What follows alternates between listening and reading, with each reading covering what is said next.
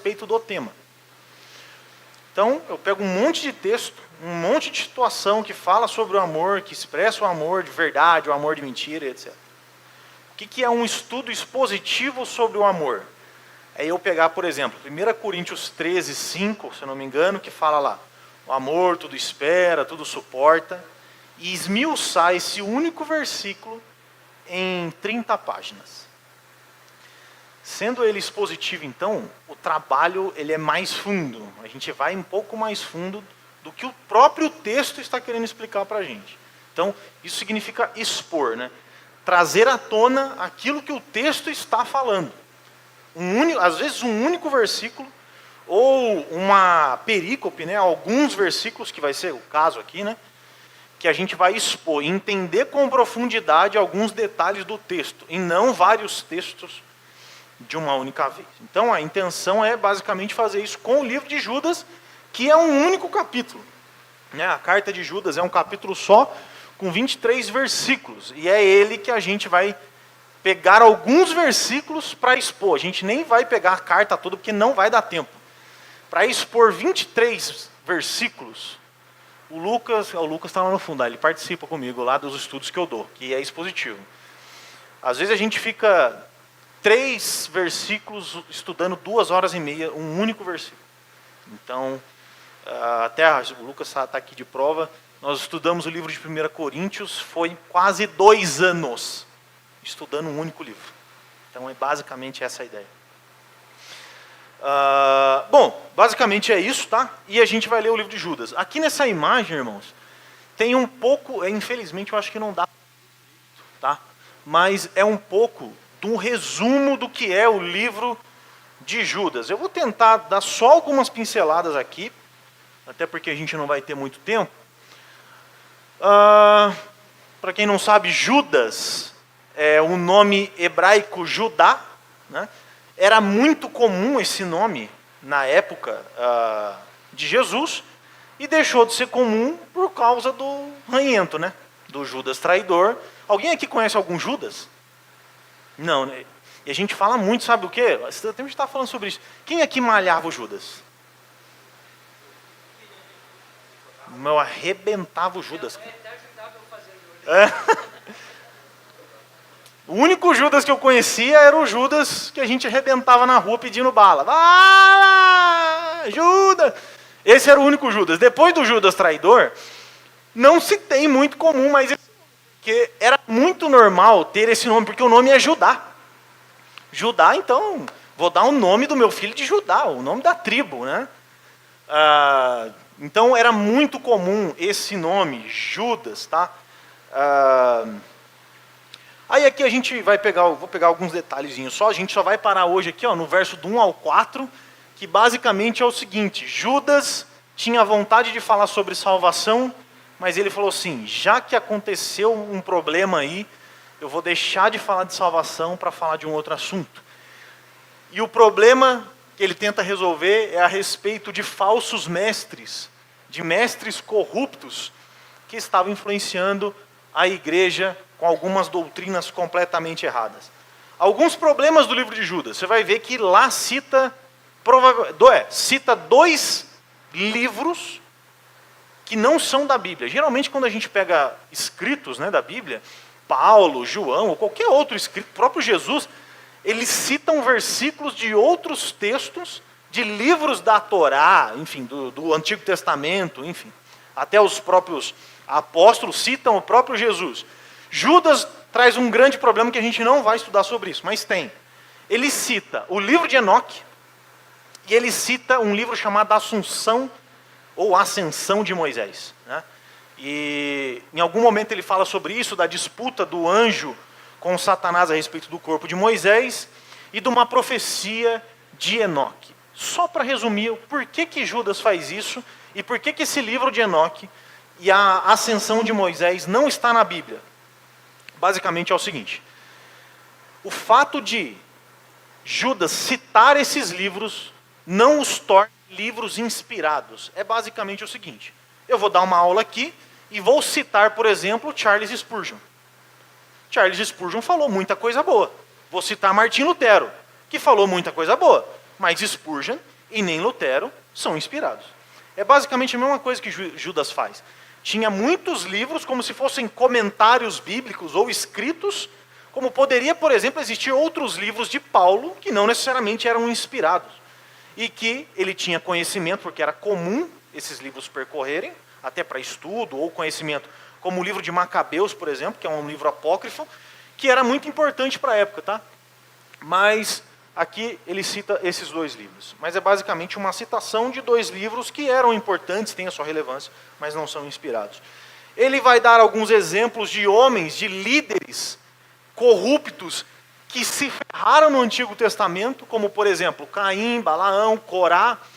Aqui também vai ter anjos rebeldes lá de Gênesis 6, a gente pode falar um pouco sobre isso. Uma rebelião que teve no deserto e outras coisas mais. Deixa eu ver mais algumas coisas aqui. Mestres corruptos. Jesus falou sobre o levantar de homens falsos que tentariam enganar as pessoas. Um detalhe muito importante, é uma metáfora que ele faz a respeito do novo templo, que nós somos novos templos do Senhor, vivemos em santíssima fé, ou fé santíssima, basicamente é isso. E tem uma coisa aqui, ó, o nome dele é Judá. Uma coisa bem legal.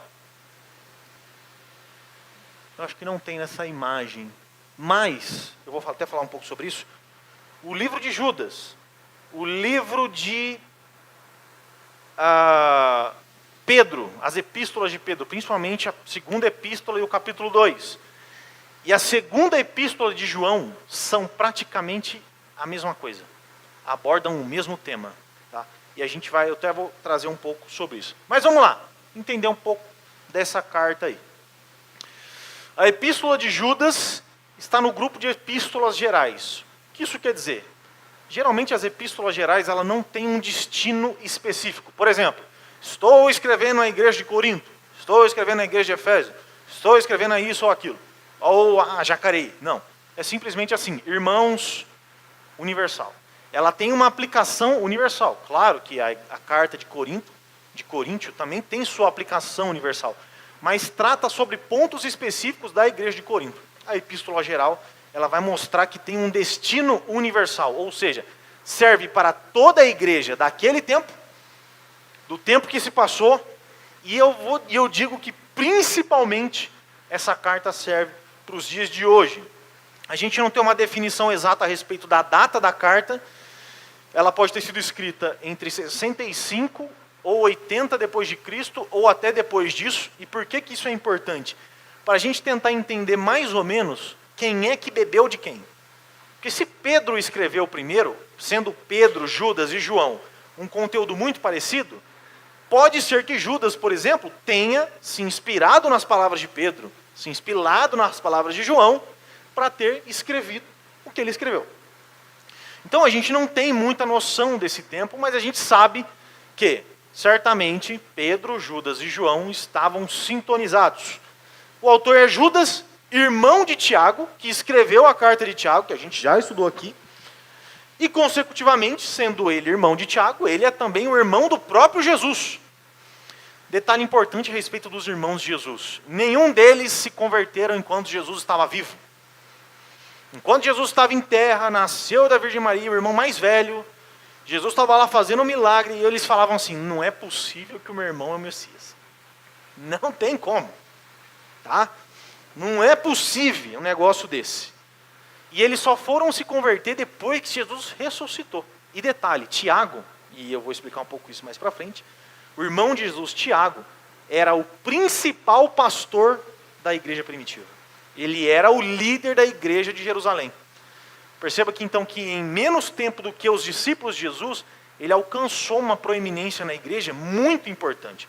Tanto é que se você pegar o livro de Tiago, o verso 1 e o capítulo 1 de Tiago, ele é muito simples em sua apresentação. Ele diz assim, Tiago 1, verso 1. Servo de Deus e do Senhor Jesus Cristo, as 12 tribos dispersas entre as nações, saudação. Meus irmãos, ele começa. Quando você vai ver as cartas de Paulo, eu, Paulo, servo não sei do que fiz não sei o que vim não sei da onde, que era não sei o que lá, que fiz não sei do que. Ah, entendi, você é o Paulo. Tiago só fala assim, ó, sou o Tiago, beleza? Tudo bem com vocês? É isso. Tiago era simplesmente Tiago, não dava para confundir. Falou Tiago, é o Tiago. Que Tiago que é? O Tiago, não tem outro Tiago. Só ele mesmo. Então, este era o irmão de Judas, irmão de Jesus. Tá? Então, é ele, Judas. O objetivo maior dessa carta é, entenda isso, agora vou ensinar vocês através da carta de Judas a partir para a briga. No bom sentido, tá, gente? O objetivo maior da carta é trazer um aviso e combater os falsos mestres. Então, Judas, na sua carta, faz ataques intencionais e pesados contra esses falsos mestres, que ele mesmo os chama de ímpios. Então, a gente pode considerar que a preocupação de Judas era de impedir que falsos mestres com falsas doutrinas contaminassem a igreja. Qual é o objetivo maior de Judas com a sua carta? Impedir que a igreja seja contaminada por falsos mestres, por falsos profetas, por falsos ensinos, por falsos crentes. Tá? Os falsos mestres são chamados, então, por Judas de ímpios, e eles são comparados a alguns eventos, quando eu mostrei aqui, do Antigo Testamento, mostrando nessa comparação que este é o destino destes ímpios e falsos mestres. Qual é o destino deles? Trevas densas, terror, pânico, ranger de dentes. Tá? Então, embora seja uma carta muito pequena, o assunto dela é muito relevante para a gente, né? Principalmente nas igrejas de hoje, porque o que tem de falso crente, falsa pregação, falso culto, falsa profecia, falsa doutrina, falso pastor, falso diácono, falso evangelista, falso tudo, muito mais provavelmente do que na igreja primitiva. Então, a gente pode dividir essa carta em 3 passos, ou 3 grupos, né? Primeiro do 1 ao 4, que é o que a gente vai ver hoje, que diz a respeito da presença desses falsos mestres.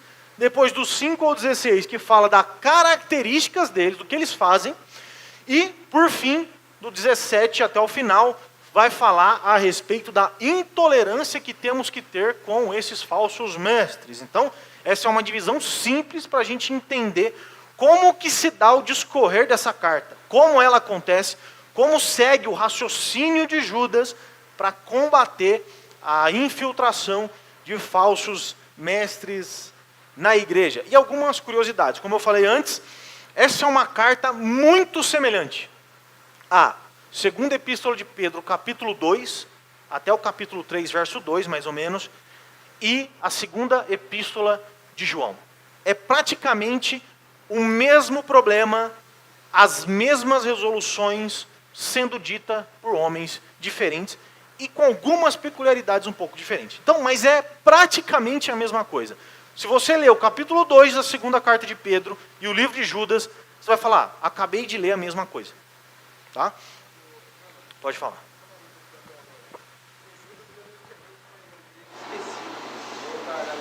Ele tinha leitores específicos que ele mandava a sua carta, mas a aplicação dessa carta não serviria somente para eles.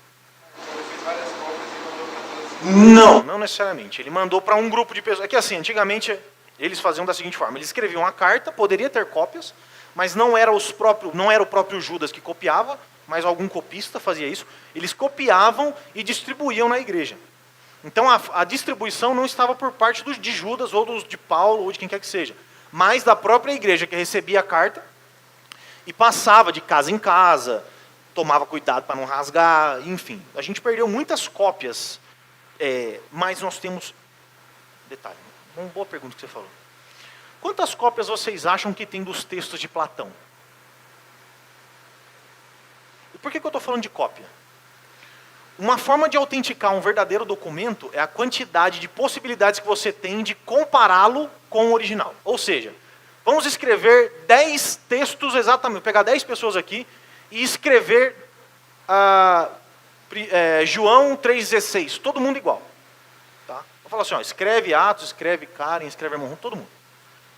Como é que eu faço para definir a fidelidade de nós 10 que nós copiamos da forma correta? Eu pego os 10 e falo assim, vamos comparar os erros ou diferenças. Se tiver muita diferença, teve algum problema.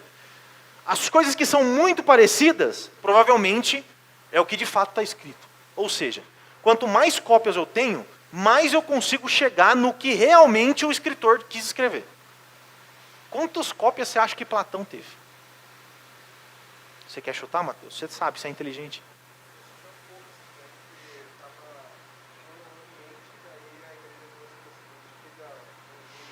Tá. Platão é um dos filósofos mais importantes da história. Platão, eu não sei quantas exatamente, mas eu vou chutar alto. Menos de 100. Estou chutando muito alto. O Novo Testamento tem mais de 7.000 cópias. Esse texto, que por causa dele pessoas morreram, ninguém morreu por causa de Platão.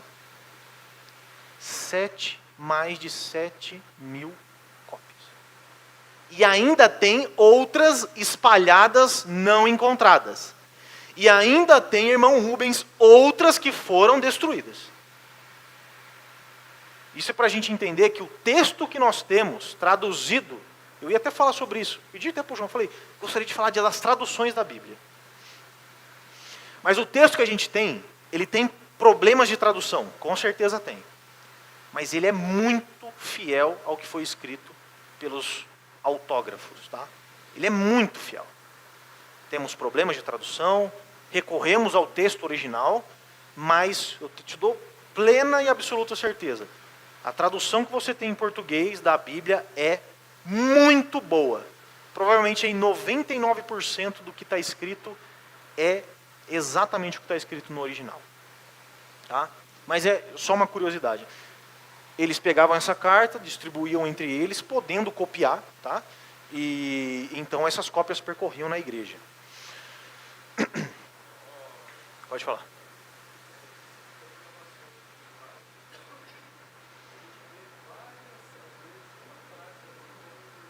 Sim. De um para o outro, né?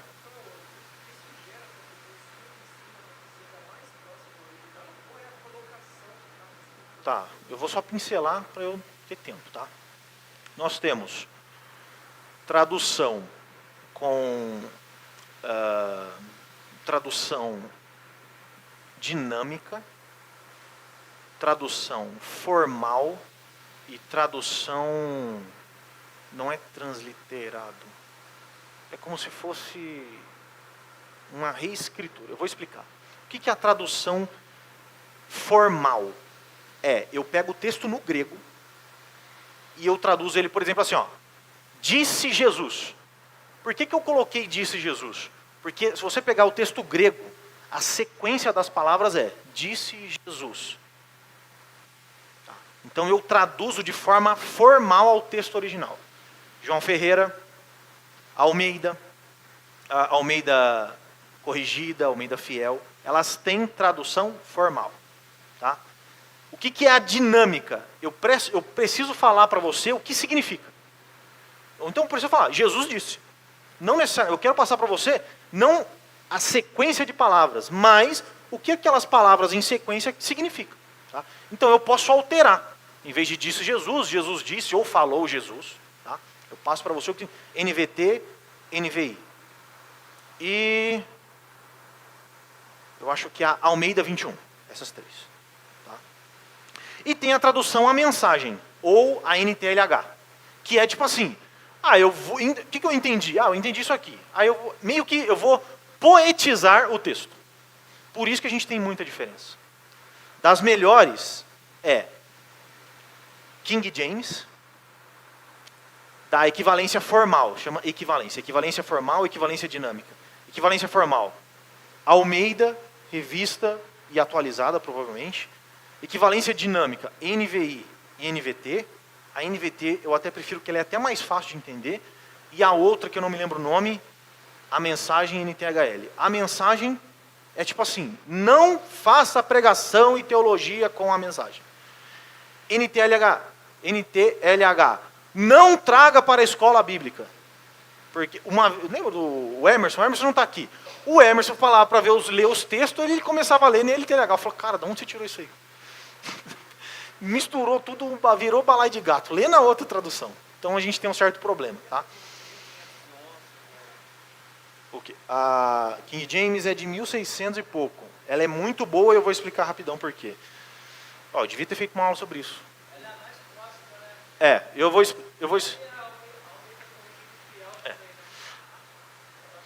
Agora, olha... meu Deus, eu vou perder o fio da meada aqui, mas vamos lá. Vocês vão ficar aqui até mais tarde comigo, tá? Qual que é essa daí? Expositor. Não, essa daí é a, tipo assim, aplicação. O que eu quero saber é a tradução, a versão da Bíblia, tá? Se ela é aplicação pessoal, pentecostal, do pregador, do expositor, isso daí não faz diferença. Aí você vai ter a tradução da Bíblia. Mas vamos lá, rapidão. Presta atenção no que aconteceu. Nós temos várias cópias, vários textos grego, várias cópias do texto, por exemplo, de 1 Coríntios. Ou seja, vamos supor que eu tenha 500 cópias de 1 Coríntios. Nessas cópias existem variações, existem diferenças, sutis, às vezes mais relevantes, mas existe diferença. Um caboclo chamado Erasmo de Roterdã, que era por acaso católico, opositor de Martim Lutero, compilou todos os documentos copiados em grego e criou o que nós chamamos de textus receptus, que é o quê? O texto recebido. Basicamente é o seguinte, ele comparou todas as traduções, foi comparando, e chegou num denominador comum. Eu tinha 500 cópias, agora eu tenho uma única cópia, chamada texto recebido, que é o quê? O trabalho de Erasmo de pegar essas cópias e fazer uma única cópia com o melhor que todas as cópias têm. Foi deste texto traduzido, por exemplo, que surge João Ferreira de Almeida. Ele traduziu daí. É daí que surge a Bíblia King James. Quando Martim Lutero estava traduzindo a Bíblia, ele tinha a Bíblia em latim. Quem veio aqui assistir o filme, né? Vocês não vieram, né? Vocês deram o nome, não vieram. Parabéns, viu? Estava trabalhando. Não interessa, faltava trabalho. Mas beleza. A gente viu que Martim Lutero traduziu a Bíblia para o alemão. Em algum momento do filme lá, ele fala assim, ele está traduzindo a Bíblia para o alemão, e ele fala assim, esse texto em latim, que é a Vulgata, está me dando problema. É muito pobre, e tem muita dissonância no texto. Traga para mim o texto em original. O que ele queria? O texto receptus, o texto no grego. Tá? Não, se eu não me engano, não sei se nessa época já tinha o texto receptus, mas ele queria o texto original, que é em grego. Então, é do texto receptus de Erasmo de Roterdã que surge João Ferreira e as que eu falei de equivalência formal. As de equivalência dinâmica também consideram a texto receptus, mas elas não vão a fio. Tá? Então é basicamente isso. Por isso que a gente tem tantas traduções, com diferenças, e a respeito disso a minha dica é, tenha todas. Tenha uma de cada. O irmão Rubens, eu instalei para ele um aplicativo lá, e é diferente, né, irmão Rubens? Você consultar várias versões do texto é diferente, porque te abre um leque de possibilidade. E como é um estudo expositivo hoje, eu vou trazer até o texto no grego para vocês.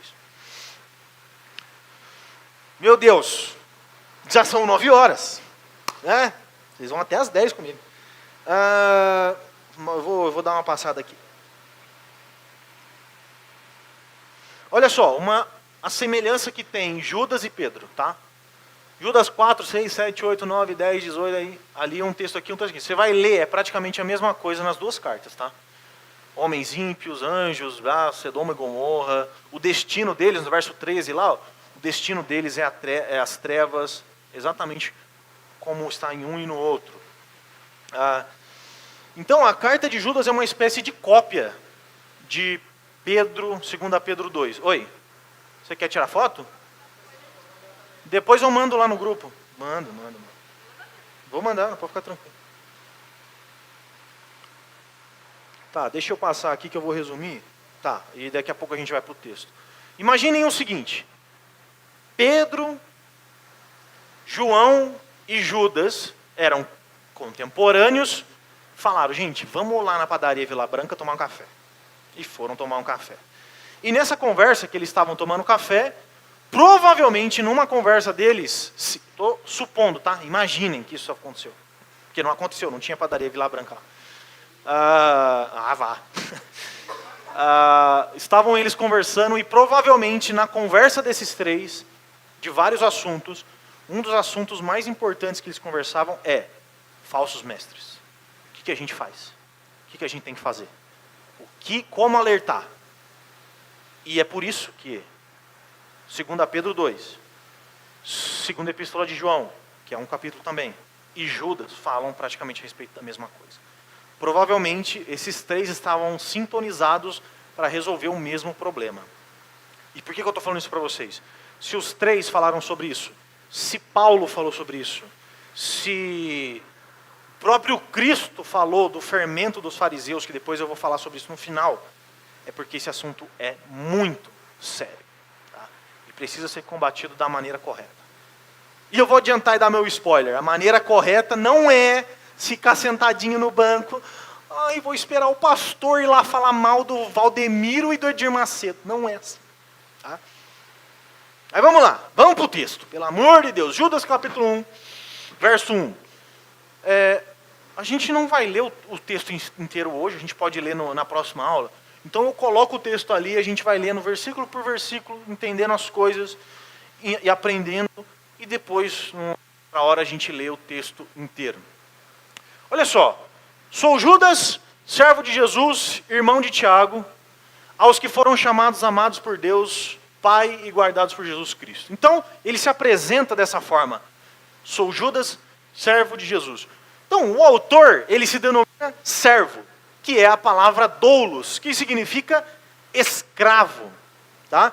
Sou escravo de Jesus. E é exatamente a mesma forma com que o seu irmão Tiago, na sua carta, se apresenta. Gente, tudo bem? Sou o Tiago, escravo de Jesus. O irmão dele, Judas, aqui. Tudo bem? Vocês estão bom? Tudo bom? Beleza? Sou Judas. O irmão de Tiago, sabe? O Tiago, monstro. Conheço. Tiago não tem como não conhecer. Você, mais ou menos, mas Tiago. Então, eu, o irmão do Tiago, que também sou irmão de Jesus, mas ele não falou isso. Servo de Jesus, escravo de Jesus. Então, o que chama a atenção para a gente é que eles eram irmãos, Tiago e João, Tiago e Judas, e eles se apresentam como escravos de Jesus, que era o seu irmão. Tá? Então o que chama ainda mais a nossa atenção é que eles apresentam esse Jesus como Jesus Cristo. E olha só que interessante, ele poderia falar assim, sou Judas, sou Tiago, servo de Jesus, meu irmão. Mas não, sou eu Judas, sou eu Tiago, servo de Jesus Cristo. Ou seja, eles se apartam da relação carnal que tem com Jesus para exaltar a relação espiritual que eles têm com o irmão deles. Se eu sou irmão de sangue de Jesus, tanto faz. Que eu poderia ser e ir para o inferno também. Eu apresento o meu irmão, que eu nem falo da minha irmandade com ele de sangue, mas como o Cristo, o Messias, o ungido. Então eu sou servo do ungido, escravo de Jesus, abrindo mão então dessa questão familiar que eles têm. Então, na carta de Tiago, a gente vê Tiago lá, sou Tiago, aliás, detalhe, né? Aqui é que eu queria trazer esse detalhe para vocês. Na carta de Tiago, Tiago não fala, oi gente, sou Tiago, irmão de Judas, ele não fala isso. Só que Judas fala, oi gente, sou Judas, sou irmão de Tiago. E justamente ele faz isso para trazer mais autoridade, autenticidade ao seu trabalho escrito. Logicamente que Judas era importante, mas se apresentar como irmão de Tiago era falar assim, opa, o cara é irmão de Tiago. Talvez também, pode ser. Isso não era um problema na época, mas hoje em dia seria bom. Tá? Mas a ideia é que, tipo assim, colocar Tiago no meio é falar assim, gente, eu sou irmão do chefão. Tá? Eu sou irmão do cara da igreja. Logicamente que isso não quer dizer nada por si só. Mas dizer que é irmão do Tiago é uma espécie de ser um emissário do seu irmão. É uma espécie de ser alguém que compactua com o seu irmão Tiago. Então, trazer Tiago para o texto é falar assim, o meu irmão, o Tiago, líder da igreja, certamente assinaria embaixo a minha carta para vocês. Tá? Tá? Então traria mais autoridade, mais autenticidade e seria decisivo na aceitação dessa carta para os irmãos que lá estavam. E depois, no verso 3, olha só, a gente pulou o verso 2, tá? Verso 2 e depois. Verso 3, olha só, a gente vai começar agora a ver o pau quebrar. Amados, embora estivesse muito ansioso para escrever a vocês acerca da salvação que compartilhamos, senti que era necessário escrever, insistindo que batalhassem pela fé de uma vez por todas, confiada aos santos. Tá? Então, Judas mostra aí aos seus leitores que havia nele uma vontade de escrever sobre a salvação. Mas, como Calvino diz, uma necessidade o compeliu a escrever sobre outra coisa. Como eu disse lá, Judas é a carta Ronaldinho Gaúcho. Ele olhou para um lado e tocou para o outro aqui. Olhei para cá e toma. A ideia dele era falar sobre salvação. Mas por causa das necessidades da igreja, olhou para um lado e tocou para o outro. Falou assim, eu preciso abrir mão disso daqui por um tempo para falar para vocês a respeito de uma coisa que é muito importante por hora. Então, por isso que ele é o R10. Eu coloquei aqui. Então, uma pergunta pode surgir. Quer dizer, então, que a mensagem da salvação pode ser trocada, pastor Maicon?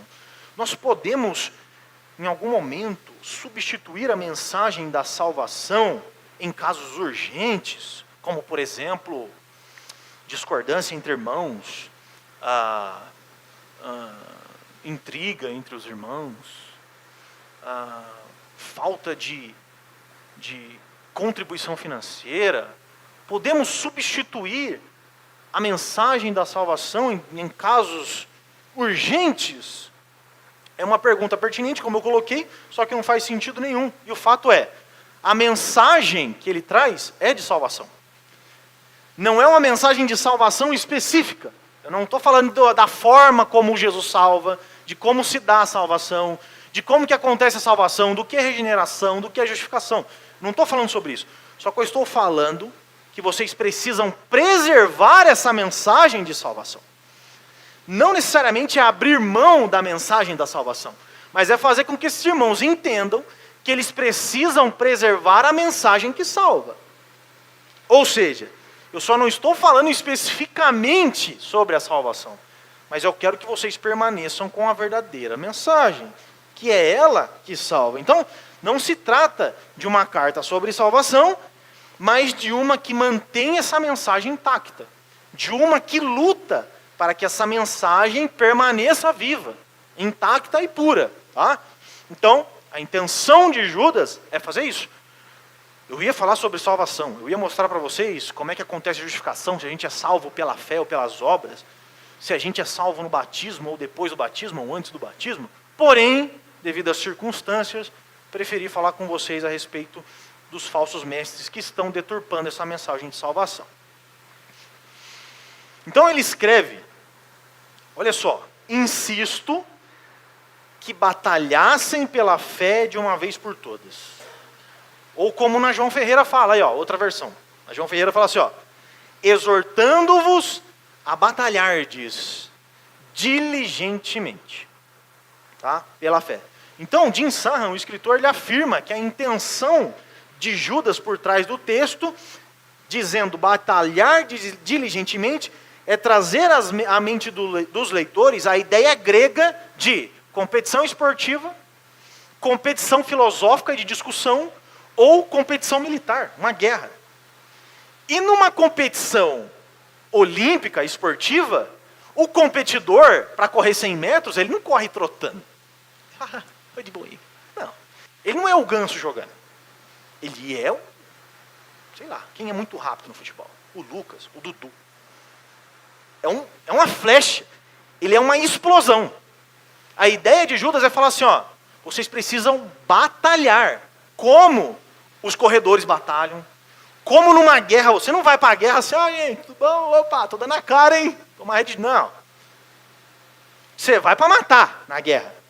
Você também não vai discutir nas praças sobre filosofia para perder. você sair de lá passando vergonha. Você vai preparado. Você vai com os 2 pés no peito, filho. De hoje em diante, Platão não tem mais voz aqui. É assim que você vai. Então a intenção dele é mostrar que existe uma urgente batalha a ser batalhada de forma diligente, incisiva. Tá? E se a gente pegar a palavra diligente, no grego, significa busca minuciosa. Minuciosamente. É ir de forma cuidadosa para você conseguir batalhar. E agora eu quero trazer para vocês o texto no grego, para vocês terem uma ideia de como que o texto se comporta. Exortando-vos, que é paracálio. Paracálio significa exortar, chamar para o meu lado ou encorajar. Então, estou te exortando, eu posso te exortar te encorajando, posso te exortar puxando a sua orelha, mas a ideia aqui é que o exortar é os vermelhos lá.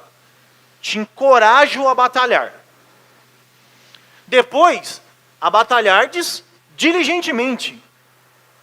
Epagô misomai, que é contender, lutar. Então eu encorajo você a lutar. Depois, pela fé. Lembra que eu falei da fé aqui esse tempo atrás? Do pistes? Para vocês lembrarem do alpistes. Pistes é fé. Convicção da verdade. Fé. Coisa concreta e viva, firme. Tá? Que uma vez por todas, a pax, significa uma vez por todas, foi entregue para didome. Para didome. Que é entregue nas mãos, confiar, transferir. E depois aos santos, que é ágios. Algo muito santo ou um santo. Então se a gente fosse retraduzir o texto, percebendo um pouco do grego, seria mais ou menos o seguinte: encorajo vocês a lutar pela convicção da verdade que foi confiada aos santos. Eu encorajo vocês a lutarem pela convicção da verdade que foi confiada aos santos. Então, há 2 verdades por trás daqui. Primeiro, que Judas faz um convite para a batalha. Segundo, que essa batalha foi outorgada aos santos. O que eu quero dizer com isso? Que essa batalha foi confiada aos santos. Eu quero dizer que essa missão de batalhar pela convicção da verdade, pela verdade das Escrituras, não é para os anjos, não é para os cachorros, não é para as árvores, não é para os golfinhos, não é para os átomos, é para os santos. Ou seja, a responsabilidade de manter pura a mensagem do Evangelho é nossa. Principalmente os santos, agora eu vou puxar a orelha de vocês, os santos masculinos. O Evangelho de Cristo, ele tem uma responsabilidade maior na sua casa, você que é homem, de ensinar sua família a respeito do Evangelho. Você que é homem, você é maior responsável na sua casa de ensinar boa teologia na sua casa. A gente pega alguns textos de Paulo e ele fala assim: as mulheres aprendam caladas, se tiver que perguntar alguma coisa, pergunta para o marido em casa. O que ele quer dizer com isso? Para que os homens tenham a responsabilidade, não é simplesmente para a mulher ficar calada, mas mostrando: homem, você precisa responder as perguntas espirituais que a sua mulher faz para você. Está sobre nós a responsabilidade da nossa família e também da igreja, de falar assim: opa, eu vou matar no peito essa bola e fazer um golaço. Nessa eu vou para cima. Claro que as mulheres também têm essa responsabilidade, mas eu quero trazer isso para nós que é man, tá? Ou seja, foi confiada aos santos. Todos nós. Mas eu só estou puxando a orelha de nós, homem.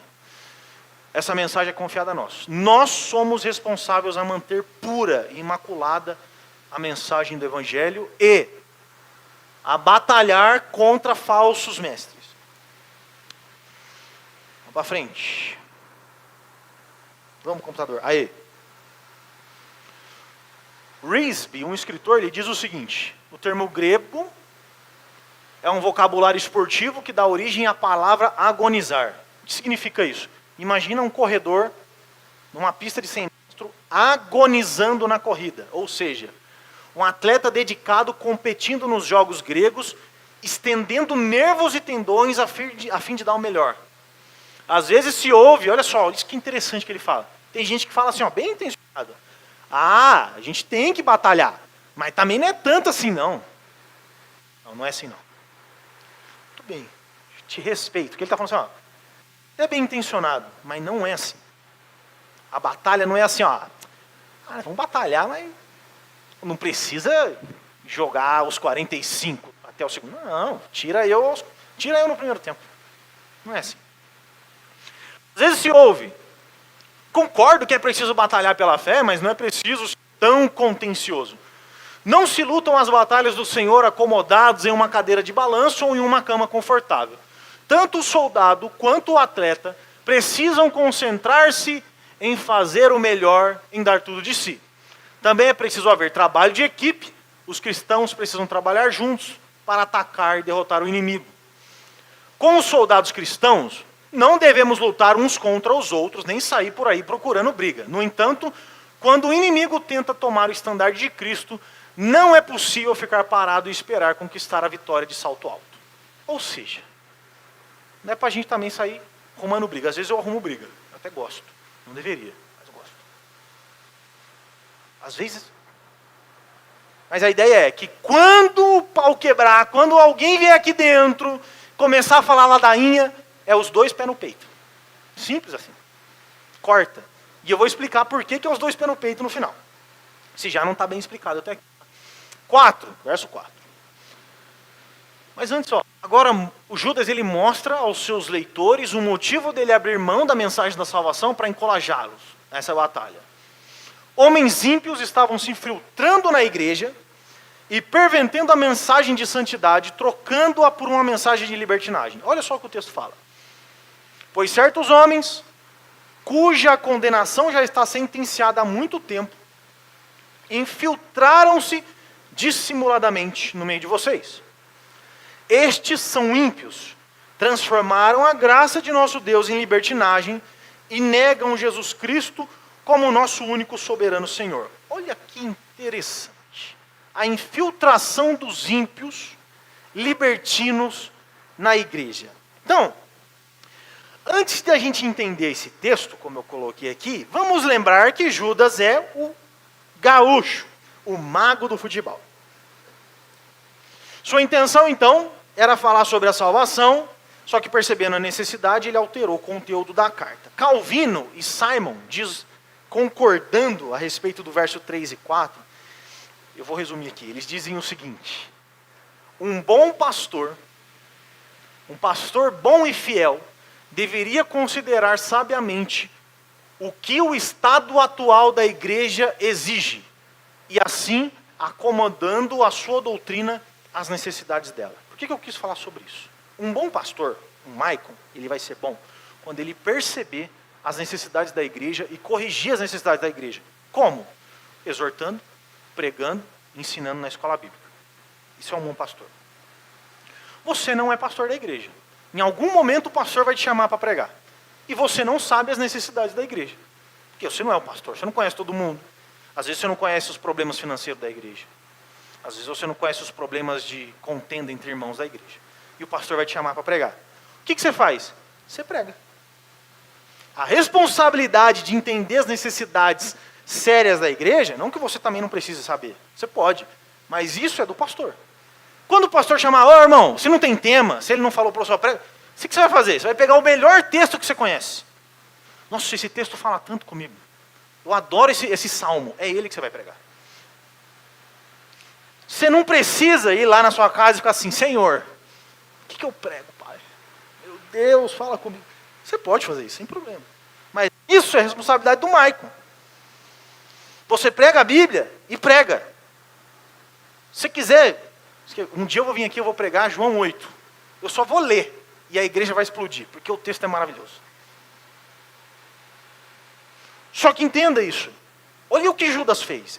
Ele, percebendo a necessidade da igreja, como alguém que entende a necessidade da igreja. Agora uma pergunta. Você acha que os caras da igreja aqui que receberam a carta estavam percebendo o que estava acontecendo? Não. Se fosse para eles escrever alguma coisa, provavelmente eles não iam falar sobre isso. Quem entendeu foi o pastor Judas.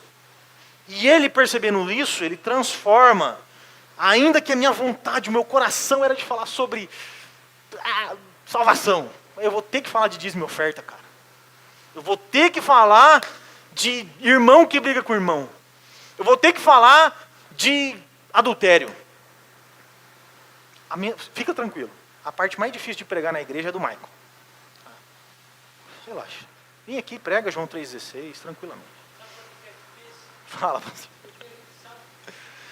Você sabe de tudo.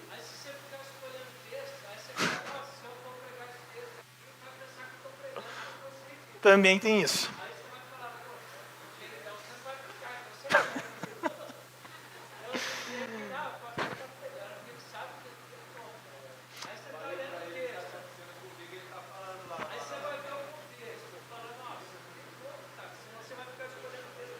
Exato.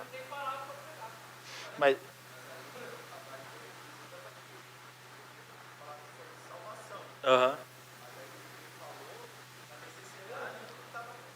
exatamente.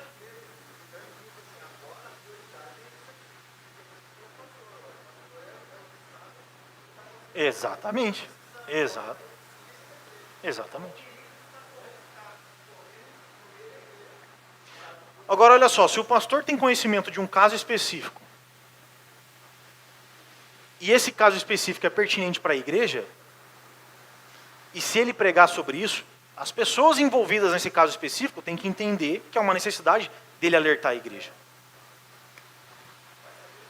Então, tipo assim, pode falar. Tem gente que pega e fala lá, vou sair fora. Eu fui lá no gabinete pastoral, falei meus problemas para o pastor e o pastor pregou sobre isso. Você, na verdade, irmão, entenda, se isso acontecer com você, você, na verdade, é um aio. Você é um guia para o pastor falar assim, caramba, olha o que aconteceu com o irmão. Preciso avisar a igreja. Um caso específico pode abrir os olhos da igreja inteira. Agora, o que eu quero mostrar a respeito de Judas para vocês é que Judas era o pastor da igreja. A gente não é. Eu nem gosto de atender ninguém antes. Estratégia.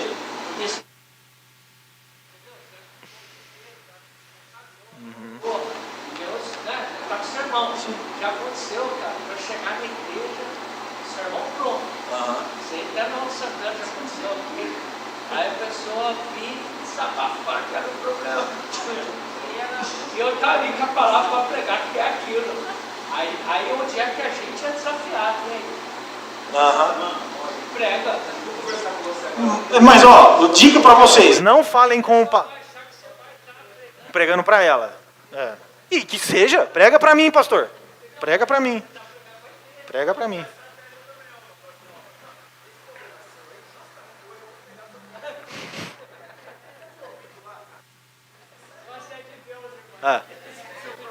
Vocês vão ficar comigo até 10 horas aqui, problema de vocês. Isso é importante, tá? Para vocês terem em mente, que eu coloquei isso daqui para a gente ter isso em mente. E para vocês orarem pelo pastor também. Porque ele precisa estar antenado nas necessidades da igreja, etc. Quando você for chamado para pregar, você prega. Fala, nossa, eu gosto tanto daqui. Irmãos, eu tenho, de verdade, eu devo ter uns 10, 15 temas assim, se chamar eu vou pregar isso aqui. Eu já tenho a mensagem. O pastor, ele meio que não tem isso. Por quê? Cada semana ele fala assim, caramba. Rapaz do céu, o Lucas me persegue, vou ter que pregar sobre o sonoplasta. Entendeu? Então, assim, a necessidade da igreja vai induzir o pastor, às vezes, a abrir mão daquilo que ele tem vontade de falar para falar aquilo que é necessário. E como a gente, às vezes, não vai ter conhecimento de tudo, a gente só prega, gente. Tá? Só prega. Mas orem pelo pastor de vocês.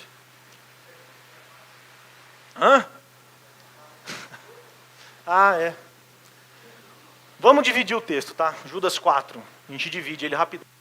Primeira parte do texto fala assim, certos homens, cuja condenação já está sentenciada, infiltraram-se dissimuladamente no meio de vocês. Então, perceba aí que Judas, ele não diz, podem se infiltrar, mas ele diz, se infiltraram. infiltraram. Ou seja, isso é real no meio de vocês. Não é uma possibilidade. Não é algo que pode acontecer. Mas é algo real, algo que está acontecendo. Então, chama a atenção da gente o modo como Judas descreve esta real e presente infiltração de falsos mestres. Ele diz lá no texto, né, a palavra dissimuladamente, que significa entrar secretamente, intrometer-se secretamente, entrar furtivamente. Os ímpios entram na igreja de forma sorrateira, disfarçada e furtiva. Como que o ímpio entra na igreja? Você acha que ele vai entrar aqui, o falso mestre?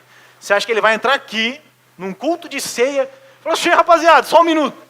Sou um falso mestre, hein? Fique esperto comigo. Lógico que não. Você acha que um filho do diabo vai entrar aqui dentro e falar assim, ô gente, estou possesso pelo demônio, tá? Relaxa que eu estou aqui. Não vai fazer isso. Sabe o que ele vai fazer, irmão? Vai falar em línguas. Vai rodar. E deixa eu explicar uma coisa para vocês. Vocês desencanar.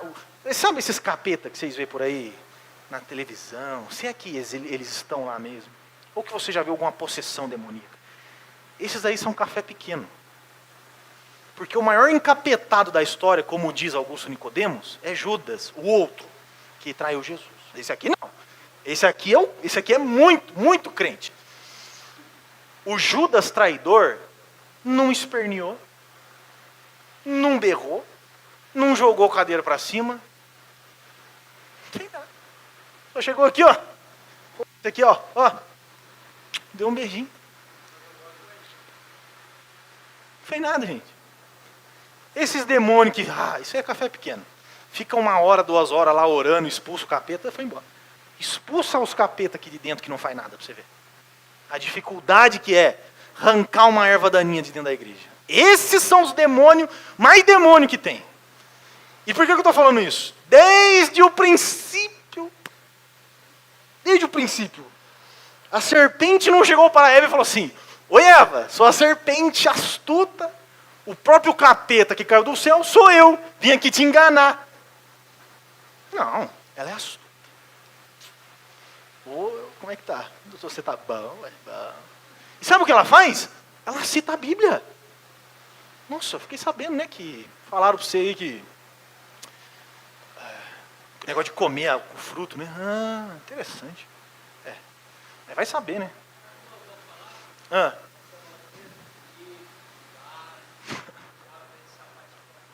Exato.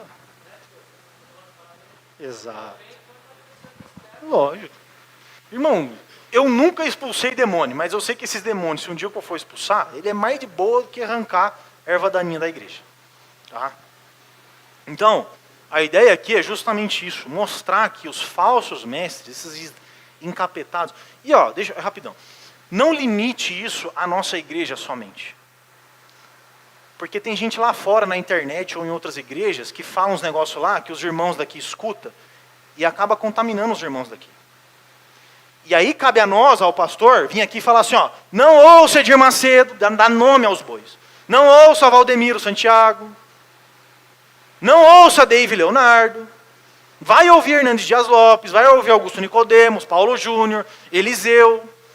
Para de ouvir essas porcarias. Porque vocês saem daqui, abrem o Instagram, tem um retardado falando um monte de asneira lá.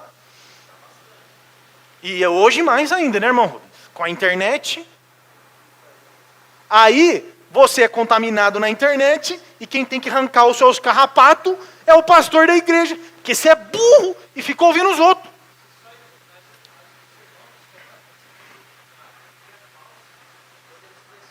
Exato.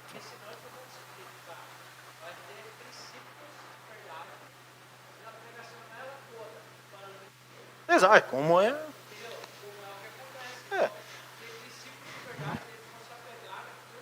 Exatamente. A tentação de Jesus foi assim. Você atira daqui e o Senhor vai dar... É verdade.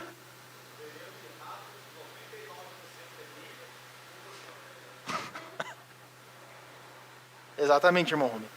Então o inimigo ele vem na maciota, como diz meu pai. Vem tranquilo. Suavinho. Ele vai participar da ceia. Ai, tem uns até que prega. Não. Ah, sim. É verdade. É verdade.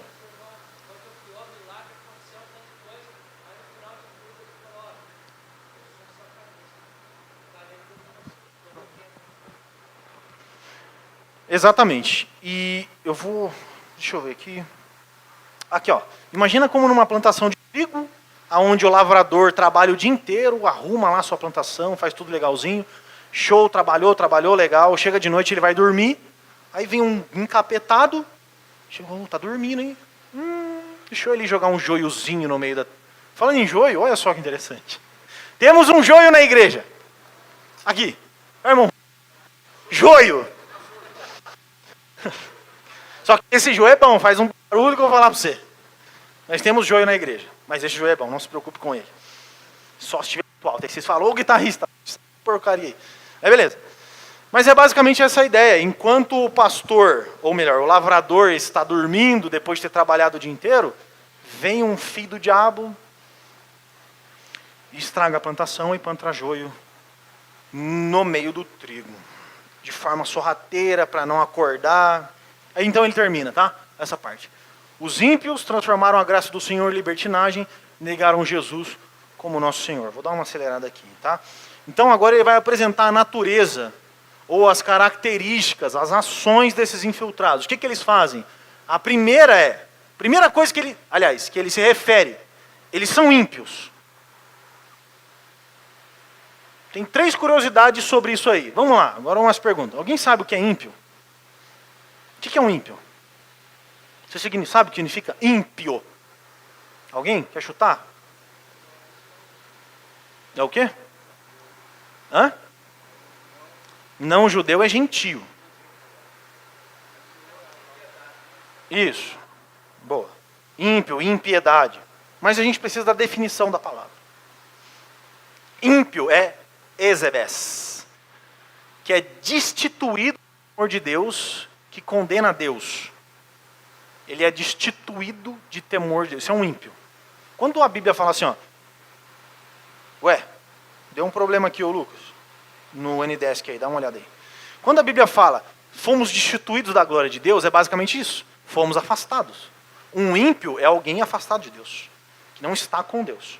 Tá? Então essa é a primeira coisa. Qual é o contrário de ímpio? Agora olha só. Não, mas eu quero saber da... A palavra. A palavra, o contrário de ímpio. Eu vou explicar, gente. Quando você fala assim, ó, é impossível. Qual é o contrário? Possível. Qual que é o... Então? Pio. O contrário de ímpio é pio. Sabe aqueles papas que tem nome Pio 12, Pio 13, Pio 15, Pio 18, Pio 29? O 12º piedoso. Tá? Que é o contrário de ímpio. Quando eu falo impossível, eu tiro o in, fica possível. O in, então, esse prefixo in, é a ausência do que vem depois. A ausência de possibilidade, impossível. A ausência de aproximação com Deus, ímpio. Tá? É daí que surgem os papas. Por fim, se ímpio significa destituído de temor de Deus, o que significa piedoso? Junto de Deus, né? Mas tem alguns detalhes aqui, ó. Piedoso, piedade, é eusebes, ou eusebeia, no grego. Significa submisso, fidelidade a Deus, ou, isso é importante, religiosidade. O que é religião? Religado. Bom, que aula, gente. É impressionante como eu entendo quando eu mesmo ensino. Então a palavra eusebes, ou Eusébia, é daí que surge o nome Eusébio, que significa homem piedoso, ou religioso, ou piedoso. Tá? O nome Eusébio é pio, é piedoso. Eusébio. Jogou muito em Portugal, hein? Era bom de bola. Muito bom, por sinal. Não era o Cristiano Ronaldo, mas tá bom. Então vamos lá. Os ímpios, voltando para o texto, a gente vê lá que Judas se refere a eles como ímpios. E isso não está aqui por acaso. Cristocidentemente, ele pode ter trazido aqui uma referência do próprio irmão dele, Tiago. Leia aí Tiago 1, 27. Tiago 1, 27. Vocês vão até 10 horas, não quero nem saber. Tiago 1, 27. Olha só o que o Tiago fala. Lembra? Ímpio tem a ver com religiosidade, religado. Leia aí rapidão. Alto.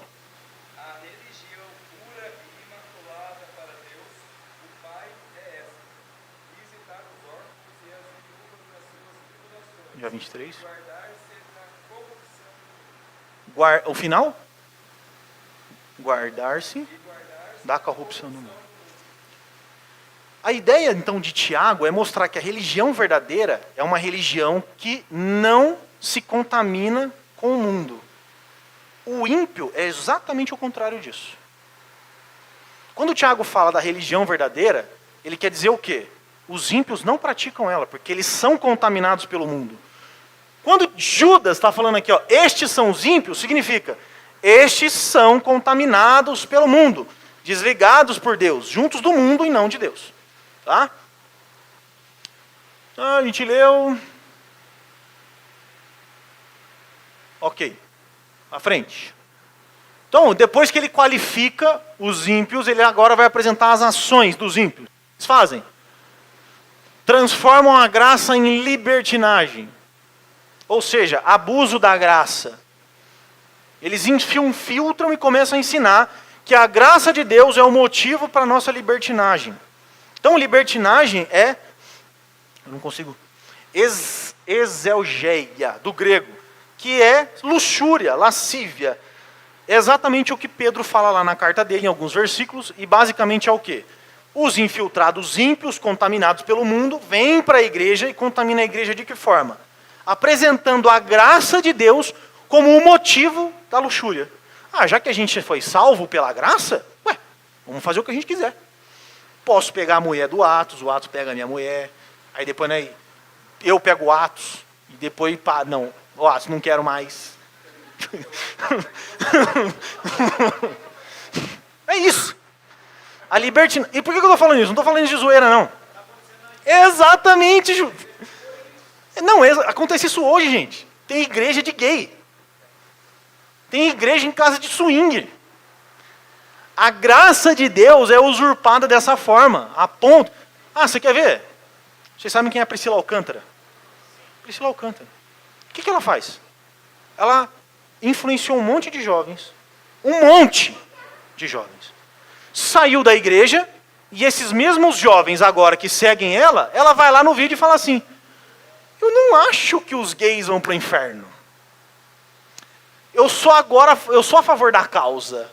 Exatamente isso. E ela não se desvincula do cristianismo. Ela não fala assim, eu não sou mais crente, não acredito mais em Deus e não acho que gay vai para o inferno. Ok.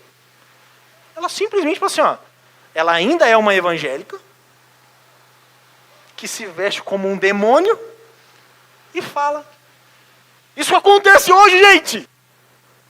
Desgraçado, Satanás, maldito. É exatamente isso que eles fazem. Isso acontece, tá? Com muita frequência, por sinal. Vamos para frente, que eu preciso correr aqui. A última eles negam Jesus, que é o único soberano Senhor. Jim Sanha diz que negar a Jesus, o soberano, o Senhor, tem relação com a própria prática da libertinagem. Onde eles fazendo isso, estariam negando, olha só, eles negam o direito de Jesus de ser obedecido, portanto, é uma negação do senhorio de Jesus. Quando alguém é libertino e não vive uma vida santa, é a mesma coisa ele falar assim, as palavras ou o governo de Jesus não faz sentido. Ou seja, ele denigre a soberania do Senhor Jesus Cristo. Essa é uma possibilidade de entender essa parte. Tem uma outra que eu gosto mais, que é o seguinte, a segunda possibilidade tem relação com a doutrina. Olha isso aqui. Doutrina. A primeira, então, tem a ver com... A primeira, libertinagem, tem a ver com ação. Tem a ver com caráter. Tem a ver com práticas e morais. A segunda tem a ver com doutrina e não mais com a prática. A primeira são costumes. A segunda é teologia. Como imaginamos antes lá, Pedro, João e Judas conversando sobre a igreja. Perceba que Judas pode ser um pouco de Pedro e um pouco de João. 2 Pedro 2, do 13 ao 14, fala sobre falsos mestres e a imoralidade deles. Eu vou ler aqui, ó. 2 Pedro 2, 13 e 14. Diz assim, ó. Eles receberão retribuição pela injustiça que causaram. Consideram prazer entregar-se à devassidão em plena luz do dia. São nódoas e manchas, regalando-se em seus prazeres quando participam das festas de vocês. Tendo os olhos cheios de adultério, nunca param de pecar, iludem os instáveis e têm o coração exercitado na ganância. Malditos. No final ele diz assim, ó, malditos. Tá? Agora, olha só, João 7... 2 João 7. De fato, muitos enganadores têm saído do mundo, os quais não confessam que Jesus Cristo veio em corpo. Pronto, vamos parar por aqui. Olha só. Pedro fala sobre a prática deles. São devassos. João fala sobre a teologia deles. Eles não confessam Jesus que ele veio em carne. É isso que os falsos mestres fazem. Quando você lê Judas, verso 4, basicamente as duas coisas estão aqui.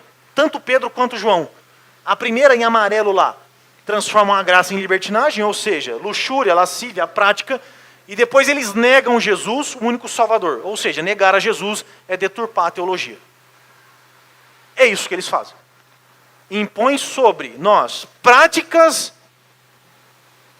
profanas e heresia. Essas duas coisas. Tá? Tá acabando. Spurgeon disse o seguinte, eu vou pular Spurgeon aqui. Wiersbe também disse. E Lutero... Bom, Spurgeon disse o seguinte, olha, mais ou menos o que alguém falou aí, ó. Não consigo suportar as doutrinas falsas, por mais primorosa que seja a sua apresentação. Você comeria carne envenenada só porque ela lhe foi servida em um prato de porcelana finíssima?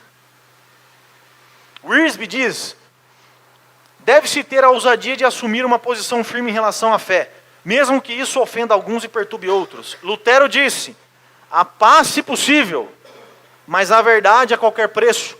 E Judas diz, batalhardes diligentemente pela fé que uma vez por todas foi entregue aos santos. Rapidamente, vamos ler Gálatas.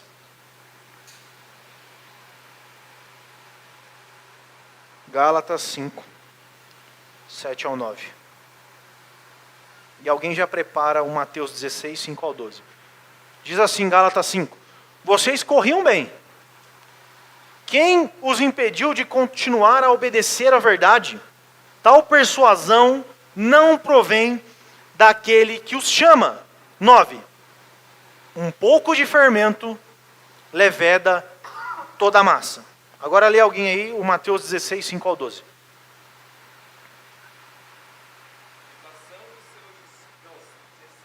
5 ao 12.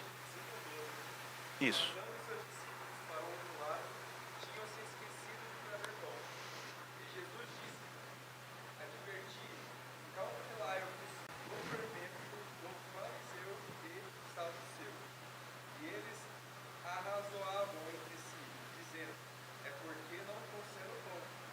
Jesus, percebendo isso, disse, por que arrazoais entre vós, homens de pouca fé, sobre o não terdes trazido pão? Não compreendeis ainda, nem vos lembrai de 5 pães para 5 homens, e de quantos cestos levantastes? Nem dos 7 pães para 4.000, e de quantos cestos levantastes? Como não entendestes que não vos falei a respeito do pão, mas que vos guardasseis do fermento dos fariseus e saduceus? Em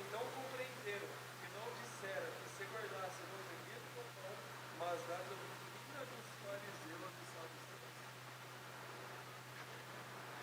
Jesus deixa bem claro, tomem cuidado com o fermento dos fariseus e saduceus. E os caras ficam assim, ué, mas por acaso o fermento deles é ruim para fazer pão? Pra gente, sei lá, o que tem que fazer? E eles não entenderam. E Jesus corrige. Eu não estou falando de pão. Vocês não viram o tanto de pão que eu multipliquei? Não estou falando de pão. Estou falando da doutrina deles. E por que Jesus fala isso?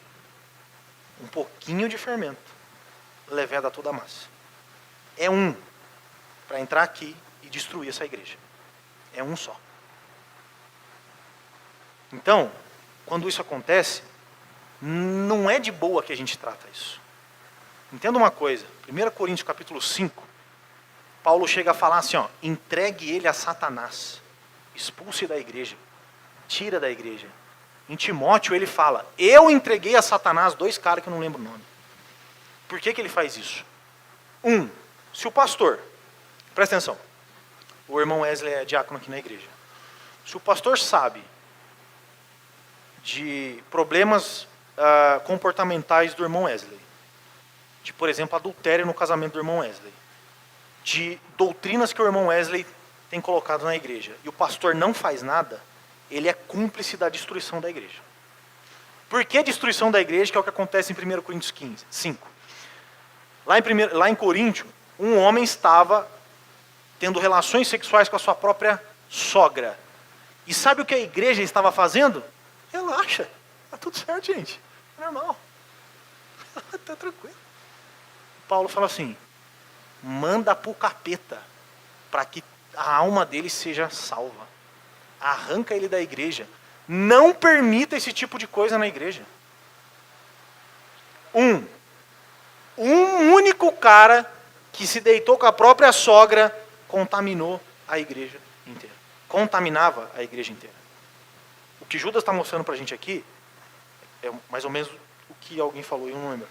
A gente tem que estar preparado para defender a nossa fé. Eu não estou falando de defender a nossa fé, tem que estar preparado para provar que Deus existe? Não. Preparado para defender a verdadeira mensagem do Evangelho, que é uma mensagem de religiosidade, que nos religa com alguma coisa. Nós não somos religiosos hipócritas, mas homens de uma religião pura, que não se contamina com o mundo. Então é importante, vocês estão me assistindo, né? Vem para a escola bíblica, aqui que você vai aprender. Vem para o culto, porque é importante a gente se preparar, ter ferramentas, argumentos, conhecer a Bíblia, para que quando aparecer uma Priscila Alcântara, um Edir Macedo falando que não vê nada anormal com aborto, um outro falando que, enfim, deturpando a graça de Jesus para a libertinagem, de achar que é normal ter uma igreja evangélica que é inclusiva. Nós aqui aceitamos a todos os... vem!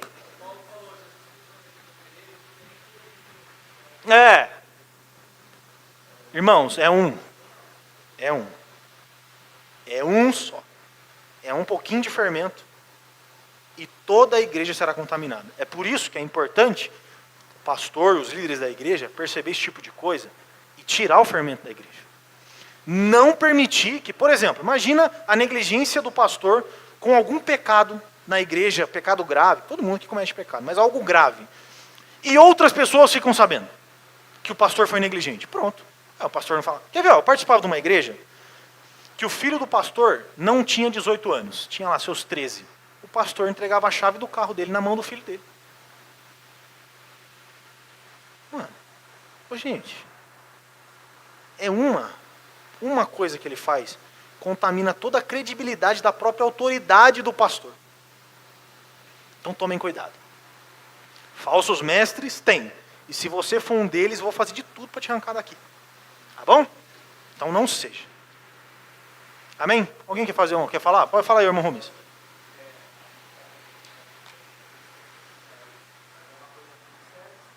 Sim.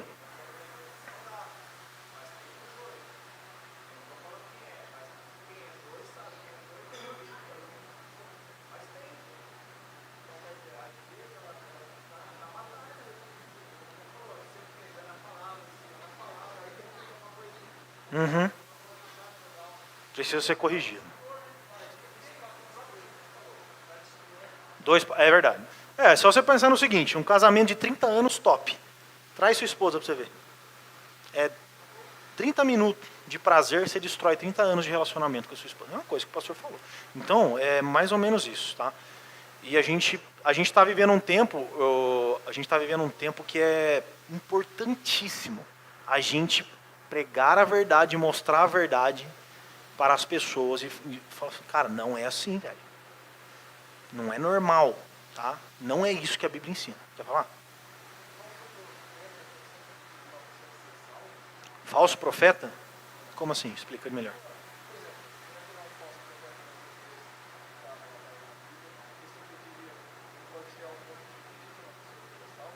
Não. A salvação não depende de falso ou verdadeiro profeta. Depende da fé da pessoa. O que pode fazer uma falsa profecia, que acontece muito, e eu já fui um desses, de falsas profecias, é a pessoa dar uma cambaleada. Às vezes pode até alguns aqui devem conhecer casos de pessoas que receberam profecias. Meu pai vai ser curado. O pai morre e o cara se revolta contra Deus. Né? Então, isso é um grande problema. Mas o falso profeta, no Antigo Testamento, morria. Apedrejado. Então era bom botar uma placa, eu já falei sobre isso aqui, né? Pôr uma placa, se você profetizou e não aconteceu, ou se você... Deuteronômio 13 e Deuteronômio 18. Profetizou, não aconteceu, pedrada. Profetizou e depois foi falar para a gente adorar outros deuses, pedrada. O que ia morrer de gente. Mas aí é que está. Mas olha só que interessante. Um que morre já alerta todos os outros. Foi assim em Israel. Quando a terra abriu e consumiu a galera lá, os caras falaram, mano, não mexe com Moisés não. Não mexe com Arão não, que o pau vai quebrar. Então a punição ela vem também para mostrar para os outros que pisou fora da faixa vai tomar porrada. É simples. Sim, também. Exatamente. Mais alguém? Ninguém? Então vamos orar, que a gente precisa ir embora. Já são quase 10. Vocês ficaram falando demais aí. Vamos orar. Irmãos, obrigado. Terça-feira que vem estamos aí de novo, tá? Senhor, em nome de Jesus, obrigado por essa noite de oração e de estudo da Tua Palavra.